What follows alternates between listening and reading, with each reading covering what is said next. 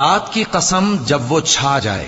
اور دن کی قسم جب وہ روشن ہو جائے، اور اس ذات کی قسم جس نے نر اور مادہ پیدا کیے کہ تم لوگوں کی کوشش طرح طرح کی ہے۔ سو جس نے اللہ کے رستے میں مال دیا اور پرہیزگاری کی اور بہترین بات یعنی کلمہ توحید کو سچ جانا،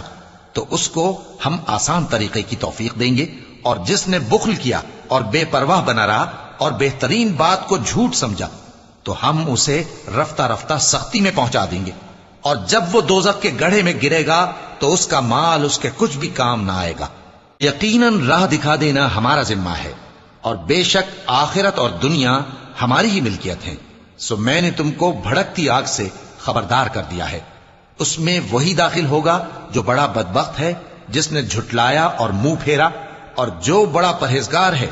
وہ اس سے بچا لیا جائے گا۔ وہ جو اپنا مال دیتا ہے تاکہ پاک ہو، اور اس لیے نہیں دیتا